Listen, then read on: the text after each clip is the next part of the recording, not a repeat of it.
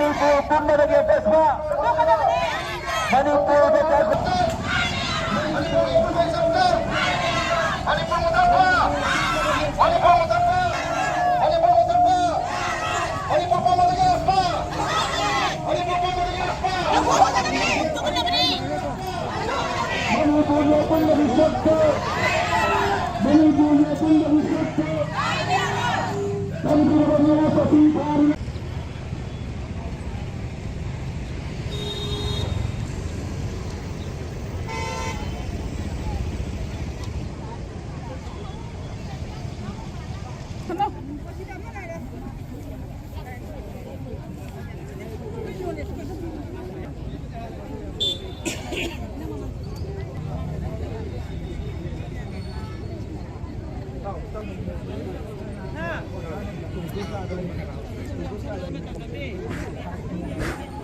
punnadagi ಅಭ್ಯಾಸ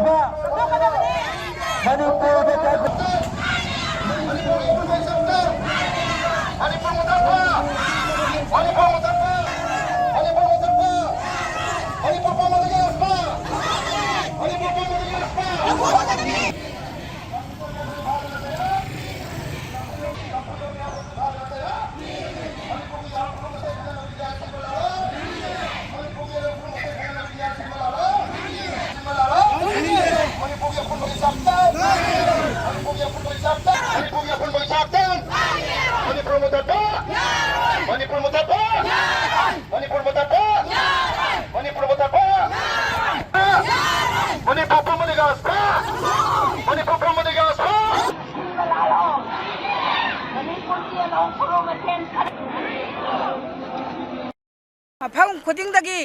अखोई नुपीसिंगना अमदी खोगी प्रजा मयामना पामजदना अमदी चरा हेंदना अवाब कया खांगदना तांथोख्रबा अस्पादो मफम असिदा पुसनबिरक्तना अखोईदा अमुक हन्ना मियोन मिनै तौरिबासे तौबिगनु अखोई खांगबदा यामना वारे हुजिक कुकी टेरोरिस्ट सिंगना तौरैबा मियोन मिनै सिदा यामना हेंजलकपदा नुपी अंगांग यावना अंगांग पिसकबाबो यावना ngasi ओनैदना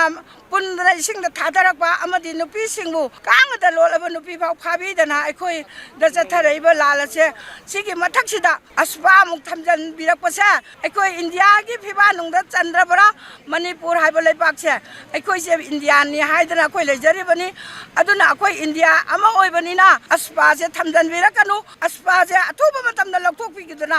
अखोई मणिपुर बु तंगदु लैताबा अमदी लानगी वारोइसन बिरकदना अखोई प्रजाबु इंगना तमना थंबियु हाइबा अदुगुम्बा रेली हाथपीरक्पा असिगुम्बा तुरेल तौधना थादरक्पा पोंग तोंगना याम थोय तो मोंग थादरक्पा सिगुम असिगुम याम तैरसिगु थोंगसे अथुबा मतमदा फादना नियामंग तोपियो आकपचरक पिबियो आइदना कोई पिबियो अदुगा लोइनना मणिपुर से कोई डिवाइड एंड रूल पॉलिसी दा जथे बिदना मणिपुर थुगाइना होना बिगनो मणिपुर अपुल सिस्टम असे थुगाइना होना बिगनो आइना मणिपुर की अपुल सिस्टम की तमकता सु अखोई रिलीज से फाना अखोई अस्पाल थोपा मणिपुर अपुल सिस्टम लहपा अदुगा मी हटपा टेरोरिस्ट थोंग सिंग चथर बनु सुभाबिबा अदुगा Manipur divide and rule policy जथे बिगनो आइना ngasi release se Impal East District United Club Organization amasung Impal East ta leiba maira paibi organization se sing district organization se aduga ma maire lemarol aduga amoba amasung amuko ki MSF Kampal sing pakha da koi release se sinjabani